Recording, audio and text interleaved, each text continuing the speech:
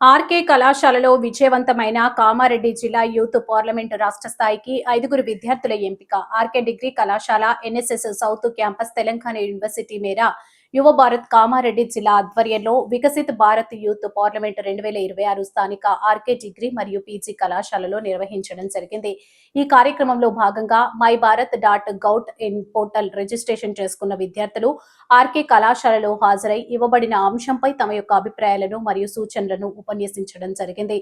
వికసిత్ భారత్ 2047 అనేది భారతదేశ అభివృద్ధి చెందిందిగా మరియు ఆర్థికంగా, సామాజికంగా, సాంకేతికంగా అగ్రగామిగా నిలవాలనే లక్ష్యంతో యువతకు అవకాశాలు మరియు మహిళా సాధికారత, వ్యవసాయం మొదలగు వాటిపై వాయిస్ ఆఫ్ యూత్ ద్వారా యువతలో దేశభక్తి భావాలను పెంపొందించుకోవడానికి భారత ప్రభుత్వ యువత యొక్క అభిప్రాయాలను మరియు సూచనలు తెలుసుకునే ఉద్దేశంతో ఏర్పాటు చేసినటువంటి ఈ కార్యక్రమంలో కామారెడ్డి జిల్లా అడిషనల్ కలెక్టర్ ముఖ్య అతిథిగా Madhumohan, DYO Shaili Bellal, doctor Anjaiah, RK CEO doctor M Jaipal Reddy, Telangana university SSS professor Aparna, inter nodal officer Sheikh Salam, DYSO Ranga Venkateshwar Goud అతిథులుగా విచ్చేశారు. ఈ కార్యక్రమంలో భాగంగా అతిథులు మాట్లాడుతూ భారతదేశం ఒక సంపన్నమైన, ఆధునిక, అభివృద్ధి చెందిన దేశంగా మార్చడంలో యువత ఎల్లప్పుడూ ముందుండాలని ప్రధాని నరేంద్ర మోడీ ఎంతో ప్రతిష్టాత్మకంగా నిర్వహిస్తున్నారని తెలిపారు. ఈ కార్యక్రమంలో professor Ravinder Reddy, doctor Mohan Babu, doctor Vithal, Dattatri, Naveen Kumar, principal Govardhan Reddy, Gangadhar లింగం, అధ్యాపకులు, విద్యార్థులు పాల్గొన్నారు. ఈ సందర్భంగా ఉత్తమంగా మాట్లాడిన 5 విద్యార్థులను రాష్ట్ర స్థాయికి ఎంపిక చేశారు. వారిలో వరుసగా యాస్మిన్ సుల్తానా, సుదీక్షారెడ్డి, అంజలి, సుధాంశు, హర్షిని ఉన్నారు. ఎంపికైన వారిని అభినందించారు. సో మనకు ఒక నిజంగా ప్రోగ్రామ్ కి ఎట్లా ఇన్వాల్వ్ అవ్వాలి, నేను చెప్తామా వద్దా అనుకున్న వాళ్ళు కూడా చెప్తే బాగుంటుంది అన్న విధంగా స్ఫూర్తి నింపారు సార్. మరొకసారి ధన్యవాదాలు. District youth officer my Bharat and Mera Yuva Bharat madam Shaili Bellal గారు కూడా hearty welcome madam to the program. ఆ యువత చైతన్యవంతంగా ఉండాలి. చైతన్యం అంటే ఒక పదం, చాలా బ్రహ్మాండమైన పదం చైతన్యం అంటే. ఆ చైతన్యం ఉండాలి. అసలు యువతలో ఇప్పుడు ఈ కార్యక్రమంలో కూడా బిట్వీన్ 18 and 25 7 సంవత్సరాల కాలాన్ని తీసుకున్నారు. ఏ వయసులోనైతే అవినీతికి ఆస్కారం లేదో, దురోచింతనకు తావు లేదో, ఒక ఫైర్ ఉంటుంది ఆ వయసులో, అక్కడ ఆ 7 సంవత్సరాల కాలంలో కనుక మనం యువతను నిర్మాణాత్మకమైన పథం వైపు పయనింపజేయగలిగితే ఆ దేశం యొక్క పురోగతిని ఎవడు ఆపలేడు. సో వికసిత భారత్ యొక్క ఉద్దేశం అదే. భారత ప్రధానమంత్రి గారు ఊపిల్లుడుతున్నటువంటి ఈ దేశం చాలా మంది చేతుల్లో నలిగిపోయింది, మాడిపోయింది, మష అయిపోయింది. అయినా దాన్ని వికసింపజేయలేదు. నానబడిపోయిన, చితికిపోయిన, కుదిపేయబడ్డ దీన్ని మళ్ళీ వికసింపజేయడానికి ప్రయత్నాలు జరుగుతుంది. అందులో వికసిత భారత్ అనేది ఉద్భవించింది. దాదాపు 200 సంవత్సరాలు పరాయి పీడనలో, పరాయి పాలనలో ఉన్నాం. అంతకుముందు కూడా వివిధ దేశాలు మన దేశం మీద దండయాత్ర చేసిన చరిత్ర మీకు తెలుసు. సో ఇప్పుడు 100 సంవత్సరాలకైనా కనీసం స్వాతంత్రం సంపాదించిన 100 సంవత్సరాల తర్వాతనైనా ఈ దేశాన్ని ఒక స్థానంలో నిలబెట్టాలని ఒక మహోన్నతమైన వ్యక్తి కలలు కంటున్నాడు. ఆ కళలకు సహకారం ఇవ్వాలి. మనం ఇవ్వాలంటే మనం ఏం చేయాలి? ఈ రోజున్న యువతలో ఒక్కసారి గమనించండి. యువతలో చాలా రకాల మౌఢ్యాలు, చాలా రకాల దురలవాట్లు, చాలా రకాల రకరకాల పీడ ఆలోచనలు ఉన్నాయి. ఫలితంగా చాలా కుటుంబాలు ఇబ్బందుల్లో ఉన్నాయి. సో ఇప్పుడు అందరూ కూడా ఇక్కడ ఉన్నారు. చాలా మందికి తెలుసు. చాలా మంది చదువుకొని డిగ్రీలు చేసి, పిహెచ్డీలు చేసి నిరుద్యోగంలో పడిపోయి కొట్టుకుపోతున్నారు. చదువు అనేది ఎలా ఉండాలి? కేవలం డిగ్రీల సంపాదన కోసం కాదు.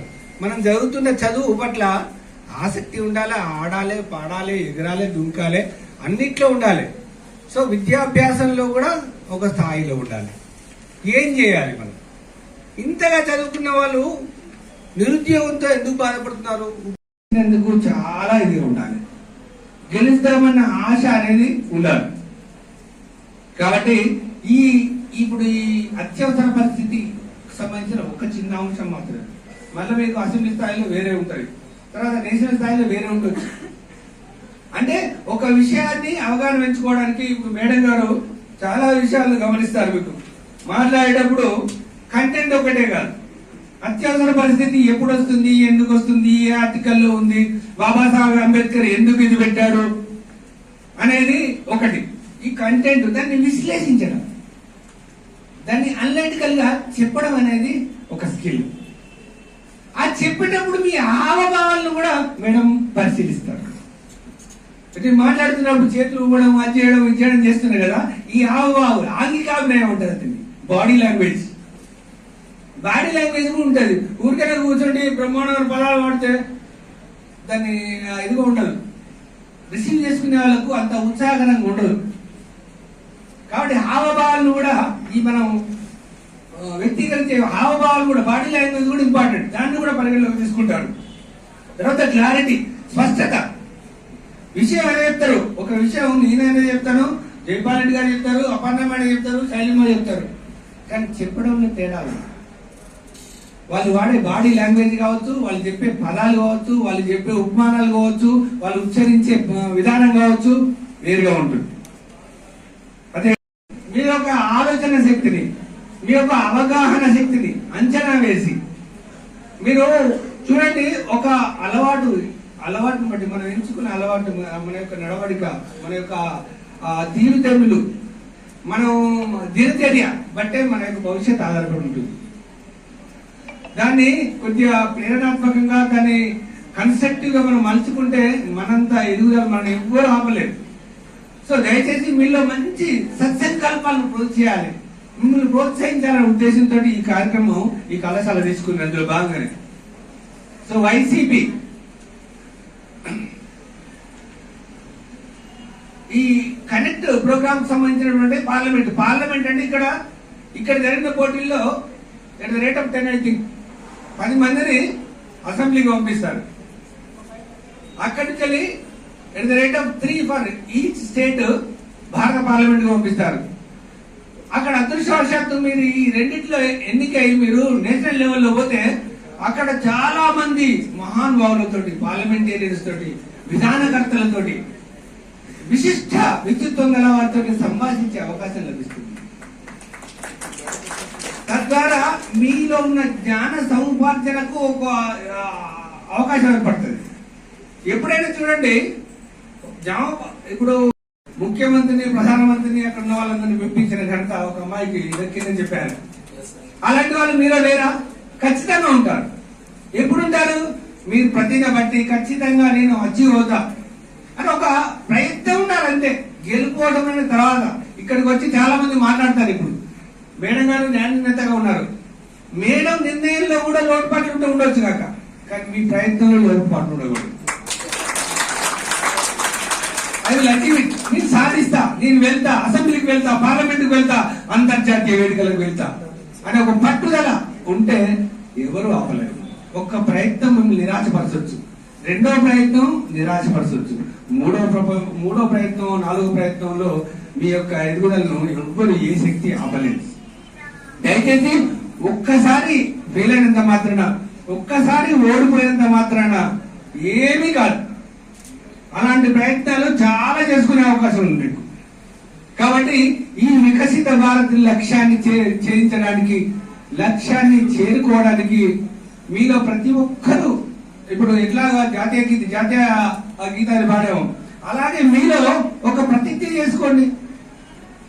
ఈ దేశంలో ఉన్న కోటాను కోట్ల మందిలో నాకు ఒక విశిష్ట వ్యక్తిగా నేను పరిణామం చెందాలి, ఖచ్చితంగా నా లక్ష్య సాధన పట్ల నాకు నిబద్ధత ఉంది, కష్టపడే నైజం ఉంది, అందరినీ మెప్పించే ఓపిక ఉంది అని మీలో మీదే ప్రతిజ్ఞ తీసుకోండి.